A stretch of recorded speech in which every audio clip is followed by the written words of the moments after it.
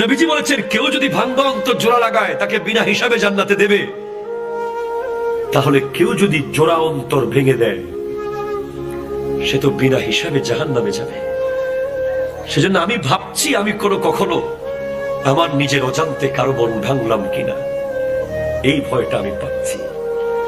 আজকে আমরা একটা সিএনজি ওয়ালাকে ঠাস করে থাপ্পড় মেরে দিই, এটা রিক্সাওয়ালার পট করে কলার ধরে ফেলি, এটা এতিমকে রাস্তাঘাটে ধরে ইনসাল্ট করি, একটা গরিব মানুষকে চেয়ার থেকে নামিয়ে দিই,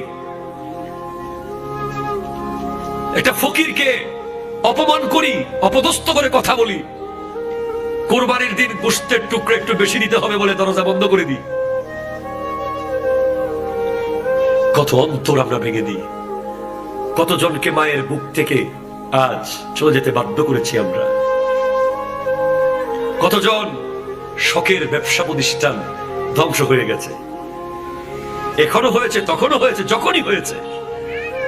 যেখানেই যার অন্তর ভেঙেছেন, অন্তর ভাঙা এটা অনেক কঠিন একটা ভয়ঙ্কর গুনাহের কাজ।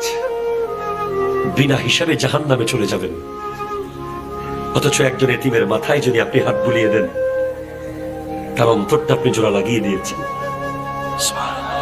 একজন ফকিরকে যদি আপনি সামর্থ্য না থাকে বলেন, বাবা, সিনার সাথে জড়িয়ে ধরে বলেন, বাবা আমার কাছে তো আর নাই, ইনশাআল্লাহ আরেকদিন আপনাকে দেব।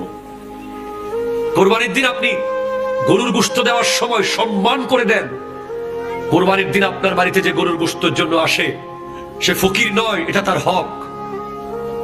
যাকাত দেওয়ার সময় আপনি তাকে সেলুট করে করে যাকাত দেন। যাকাত এটা দান নয়, এটা তার হক।